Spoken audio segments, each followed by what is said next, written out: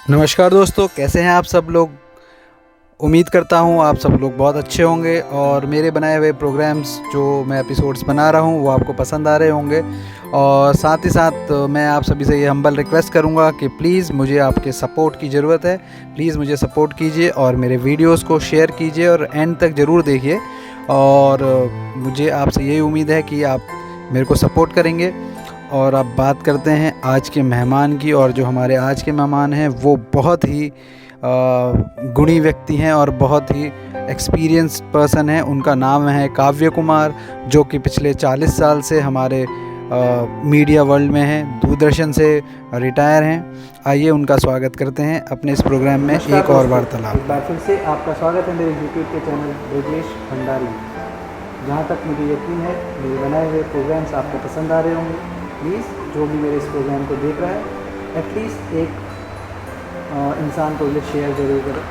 तो अब बात करते हैं आज के मेहमान की। और आज के हमारे मेहमान हैं काव्य कुमार जी। काव्य कुमार जी पिछले 40 साल से यानी कि 4 दशक से मीडिया, फिल्म, धारावाहिक और एंटरटेनमेंट वर्ल्ड में हैं। वो दूरदर्शन से सेवानिवृत्त हैं एज ए प्रोड्यूसर। उनके बारे में एक जानकारी आपको और दे दूं, FTII से वो पास आउट हैं, पुणे से। और नाटकों और अभिनय और थिएटर का उनका संबंध NSD से भी रहा है। और मैं उनका अपने इस प्रोग्राम में स्वागत करता हूं। जी का अपने इस प्रोग्राम में स्वागत करता हूं। नमस्कार काव्य जी। नमस्कार। आपका बहुत बहुत धन्यवाद कि आपने मुझे समय दिया। मैं जानता हूं बहुत सारी व्यवस्थाएं आपके साथ हैं, फिर उसके बावजूद भी आपने मुझे समय दिया, उसके लिए बहुत बहुत धन्यवाद। काव्य जी, जैसे कि मैंने आपके बारे में बताया दर्शकों को कि पिछले 4 दशक से आप एंटरटेनमेंट वर्ल्ड में हैं और मीडिया में हैं। तो मैं आपसे यहाँ पर एक चीज़ हम इस बारे में बात करेंगे कि जैसे हम कहते हैं जनरली कि अगर गंगा का उद्गम अगर हम देखें तो गंगा का उद्गम गौमुख से हुआ है। तो वैसे ही आपके जीवन का जो ये अभिनय है और जो ये सफ़र है, इसका उद्गम कहाँ से हुआ और इसका गौमुख कहाँ पर? कहानी बहुत लंबी है, लेकिन संक्षेप में आपको बता देता हूँ कि हम लोगों का ये रहता है कि हमने ये किया वो किया, लेकिन ब्रजेश जी ऐसा है, करने वाला कहीं बैठा है और वो आपकी उंगली पकड़ के बस चलता चला जाता है और आप चलते जाते हैं। ये आर्ट, पेंटिंग, एक्टिंग या डायरेक्शन, मेरा ये मानना है कि पूरी दुनिया में ऐसा कोई इंस्टीट्यूट नहीं है जो आपको कलाकार बना दे। ऐसा कोई इंस्टीट्यूट नहीं है। चाहे मैं पूना फिल्म इंस्टीट्यूट से हूँ, ये सब इंस्टीट्यूट आपको पॉलिश कर सकते हैं, लेकिन ये सब चीज़ें गॉड गिफ्टेड हैं। जिसने कविता लिखनी है उसके पास वो लाइन कहाँ से आई उसको खुद नहीं पता। सही बात है। जब आप एक्टिंग करते हैं और एक्टिंग करते हुए आप जब परफॉर्म करते हैं, लोग कहते हैं वाह व्हाट ए परफॉर्मेंस। आप ये सोचते हैं मैंने ऐसा क्या किया जो इनको अच्छा लग रहा है। लाइन पढ़ी, मैंने बोल दी, उन्होंने कहा नहीं यार आपने कमाल की एक्टिंग की थी। जबकि मुझे उस बात का एहसास नहीं कि मैंने एक्टिंग की, मुझे लगा मेरे को ये कैरेक्टर था, ये लाइन थी और मैंने कर दिया।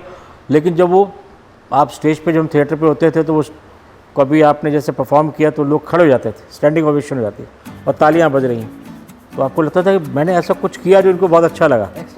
लेकिन आपको अपने आप का एहसास नहीं होता। तो ब्रजेश ये सब गॉड गिफ्टेड चीज़ें हैं और वक्त और आपकी किस्मत आपको कुछ जगह पे पहुंचाती है। कुछ लोग बहुत ऐसे मुकाम पे पहुंच जाते हैं जहाँ उन्होंने कुछ सोचा नहीं था।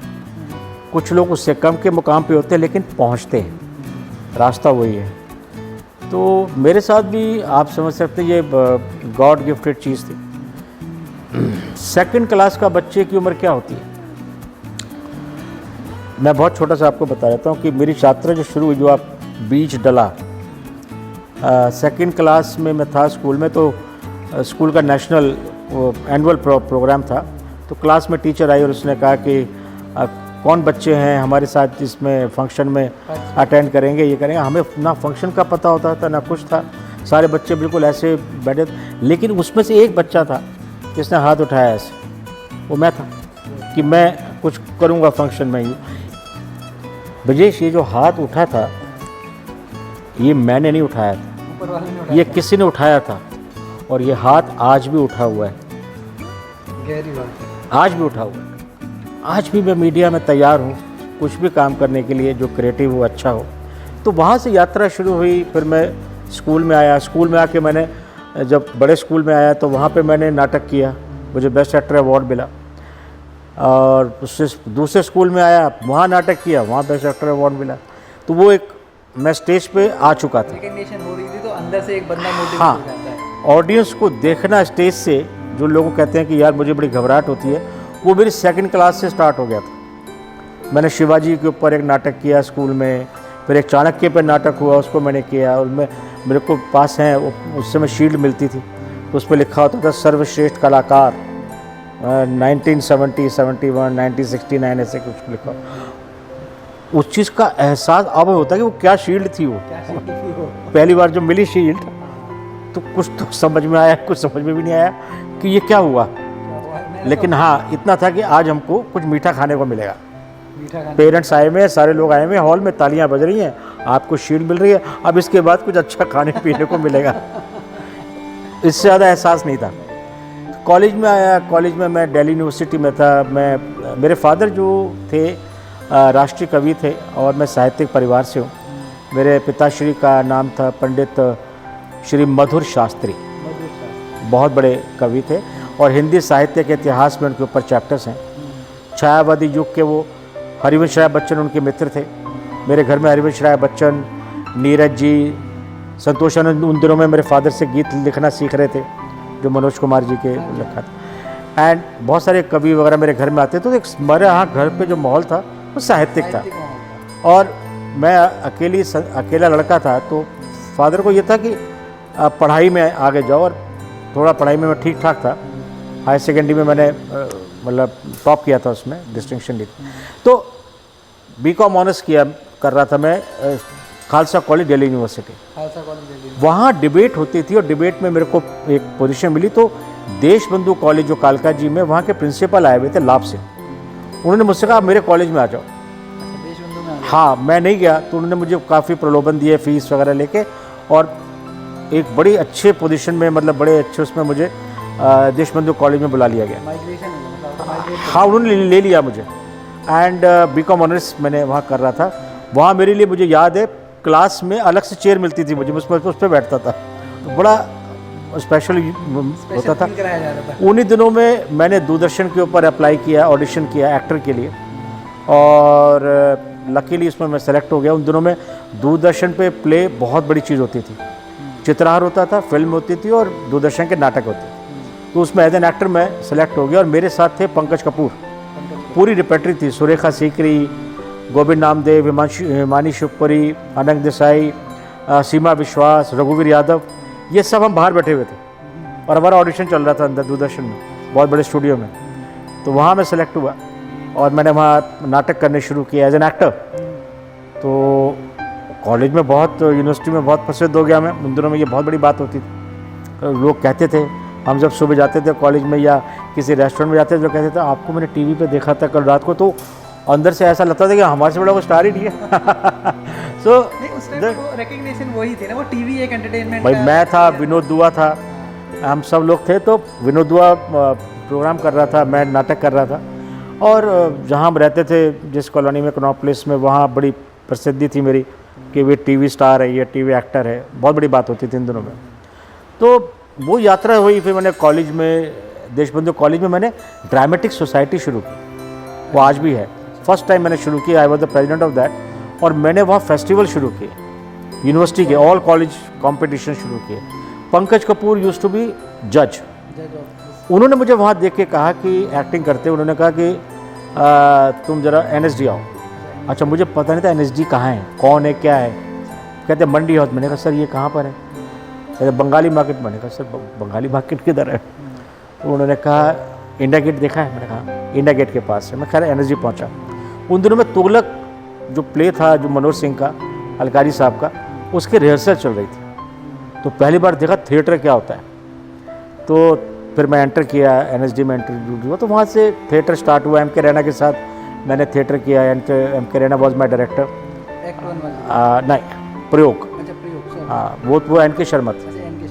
एंड MK रैना, रंजीत कपूर साहब, राजेंद्र नाथ, इन सब के साथ नाटक किया।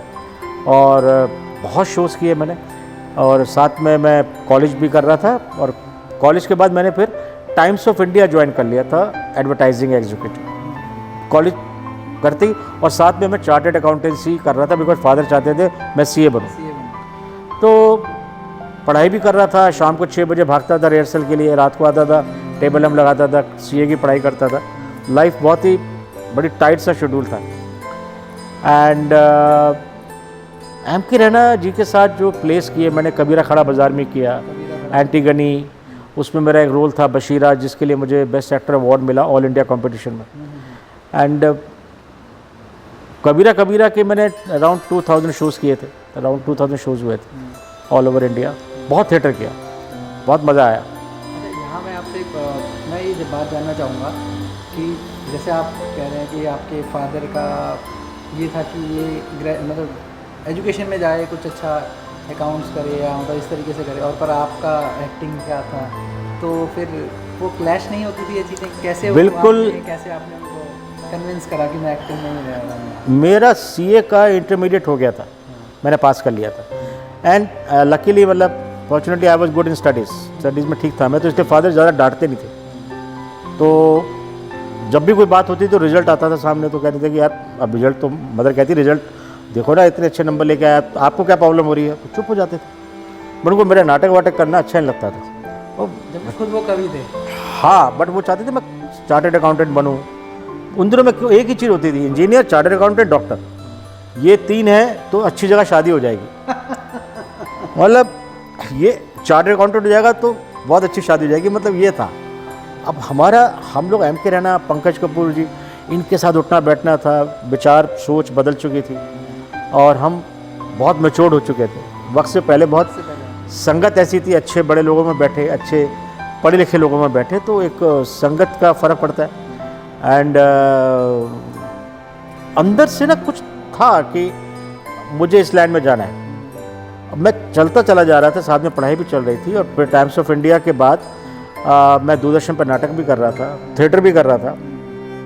फाइनल जब आया तो मैं दूरदर्शन मैंने ज्वाइन किया। दूरदर्शन में एक कुछ वैकेंसीज निकली थी कि ऑल इंडिया बेसिस के ऊपर कुछ कंपटीशन था, उसमें मैंने पार्टिसिपेट किया and luckily I got the first position. और मुझे दूरदर्शन में जॉब ऑफर हो गया। मेरी मदर ने कहा कि मेरे को करना नहीं था, तो मदर ने कहा नहीं, मुझे गवर्नमेंट सर्विस चाहिए।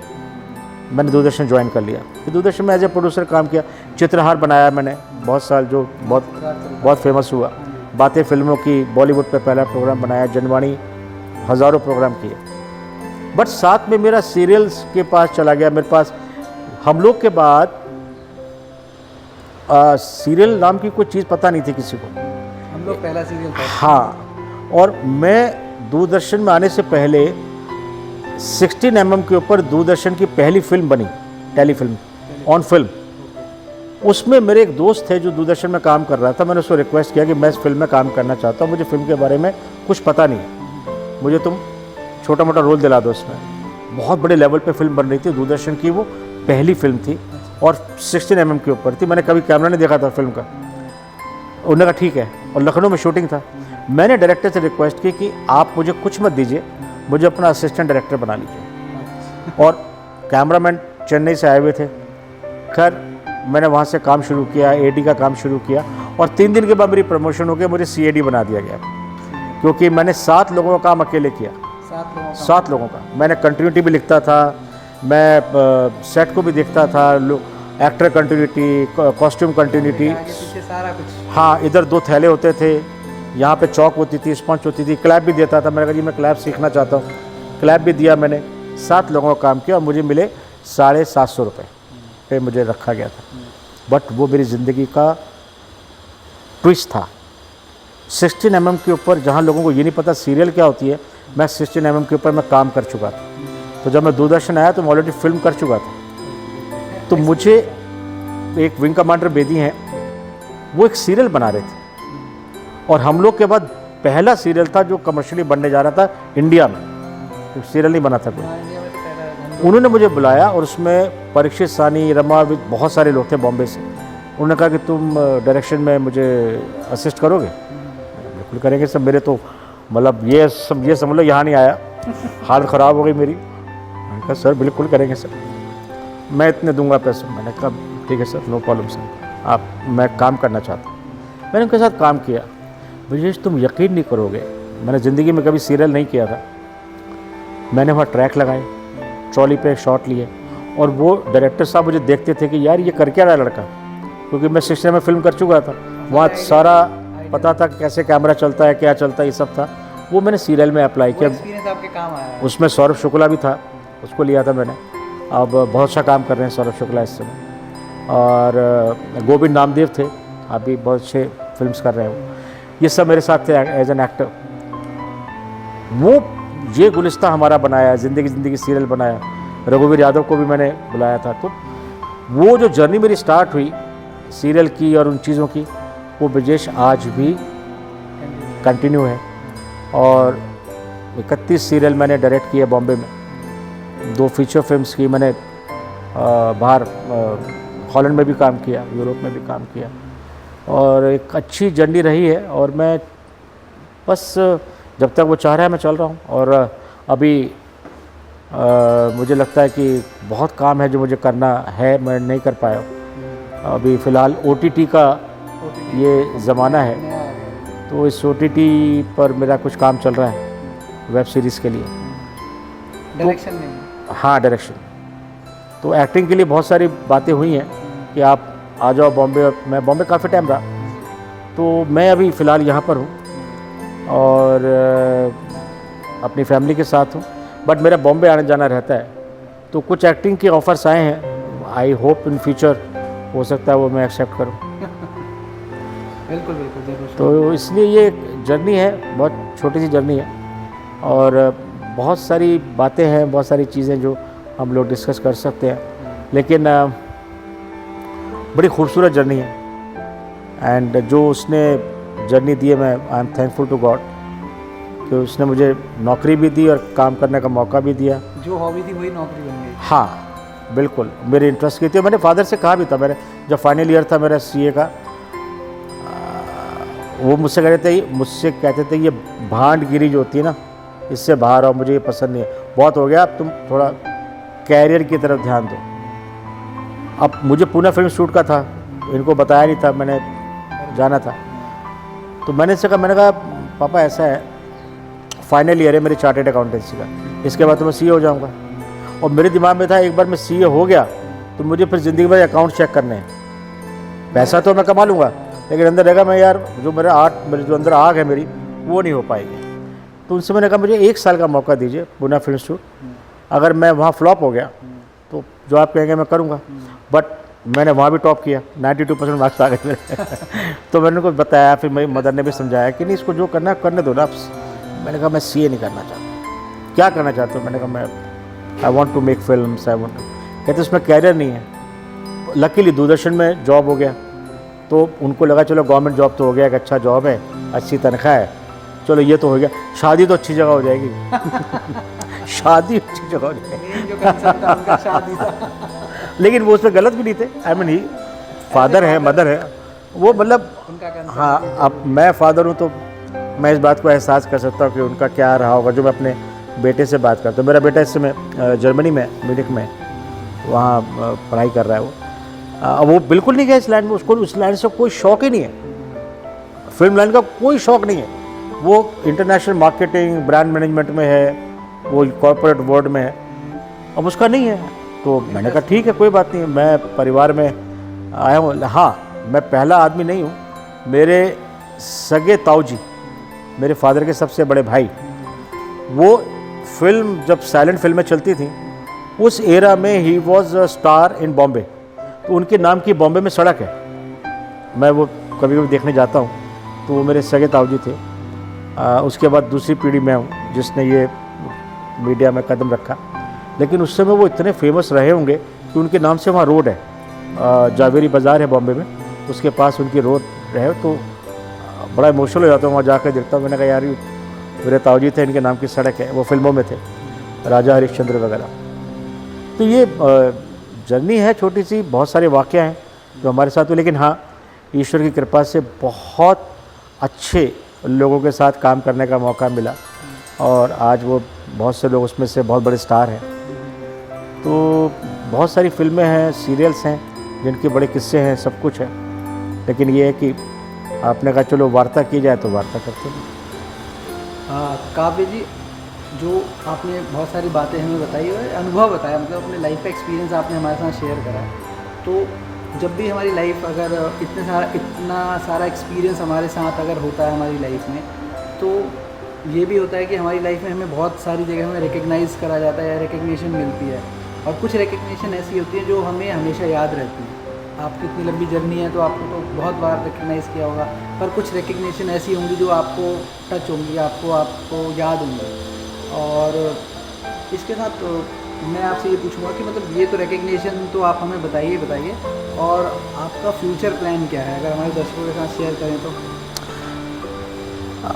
रिकॉग्निशन का जहाँ तक सवाल है ब्रिजेश, हर लम्हे जो भी आप प्रोजेक्ट करते हैं आपको रिकॉग्नाइज किया जाता है, अगर आप सच्ची इंटेंशन, प्योर क्रिएटिविटी के साथ और पूरी डेडिकेशन के साथ ब्रिजेश जब आप काम करते हैं तो success and recognition that follows. आप अपना सिर्फ काम करिए, बाकी बाबा बैठा है, उसका काम है, वो अपना काम करेगा, उसके काम में आप दखल मत दीजिए, क्योंकि वहाँ पे काम में दखल नहीं दे रहा है ना। तो इसलिए आप कोई उसने यात्रा करने का मौका दिया तो यात्रा करो ना यार, चलो। उसने कहा चलो तो मैं चलता यार। रिकॉग्निशन मेरे को जितने मैंने प्रोजेक्ट्स किए रिकॉग्निशन मिली, मैंने आपको कहा सेकंड क्लास से लेकर मैं वो हाथ जो खड़ा हुआ था वो हाथ नीचे नहीं आया है, अभी खड़ा हुआ है वो। और मैं आज भी वो जो भूख है वो वहीं के वहीं है कि मुझे भी बहुत काम करना है। पिछले दिनों में कोरोना से पहले रिटायर होने के बाद मैंने एक फीचर फिल्म की for IAC, international cricket council के लिए। That was on world cup cricket. उन दिनों वर्ल्ड कप क्रिकेट था, 2018 वर्ल्ड कप क्रिकेट था। उस पर मैंने एक फीचर फिल्म की थी इंडिया पाकिस्तान के मैचेस को लेके। तो दैट वाज डॉकू ड्रामा, और उसमें हरभजन भी थे, धोनी, सुनील गावस्कर, इनसे मिलने का मौका मिला, इनके साथ जर्नी की, शूट किया, और कुछ नाटक भी उसमें मैंने फिक्शन डाले थे, वो मैंने किया था। मनोज श्रीवास्तव थे मेरे साथ।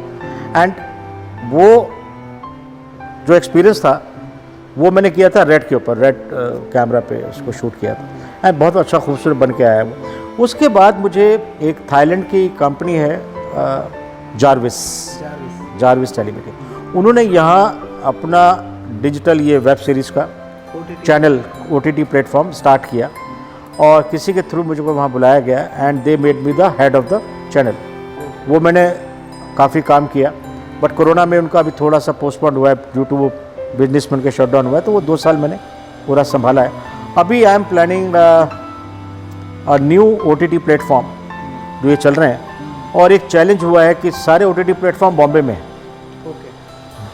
मैं नॉर्दर्न इंडिया में एक प्लान किया है कि यहाँ पे OTT प्लेटफॉर्म हो, और नॉर्दर्न इंडिया का जो टैलेंट है उसको मौका मिले काम करने का। तो उसमें मैं कुछ सीरीज़, फिल्म्स उसमें डाला जाएगा, मेरे साथ में कुछ फाइनेंसर्स हैं, और हम बहुत जल्दी एक OTT प्लेटफॉर्म अनाउंस करेंगे जो मुझे लगता है लोगों को पसंद आएगा, because it entirely on comedy, क्योंकि मैं कॉमेडी का स्पेशलाइज्ड हूँ, वो मेरा सब्जेक्ट है। तो कॉमेडी पे मैं कुछ काम करने जा रहा हूँ, एंड बाबा ने चाहा तो बहुत जल्दी आपके सामने कुछ चीज़ें होंगी। तो दर्शकों, ये थे काव्य जी, जिनसे बातें करके बहुत अच्छा लगा। उन्होंने अपनी लाइफ के हमारे साथ बहुत सारे एक्सपीरियंस शेयर करे, जिनसे हमें बहुत मोटिवेशन मिलता है। और मैं काव्य जी का बहुत बहुत धन्यवाद करूंगा, काव्य जी, कि आपने अपना कीमती समय मुझे दिया। Thank you. और अपनी लाइफ की इतनी इंपॉर्टेंट चीज़ें मेरे साथ शेयर करी, तो उसके लिए मैं बहुत बहुत धन्यवाद। Thank you so much. Thank you so much. अपने देखने वाले दर्शकों को भी यही बोलूँगा कि प्लीज़ मेरे चैनल को लाइक कीजिए, शेयर कीजिए और सब्सक्राइब कीजिए, जो कि ऐसे महानुभावों को हम आपके सामने ला सकें। तो इसी के साथ मैं अपने देखने वाले दर्शकों को धन्यवाद कहूँगा। धन्यवाद।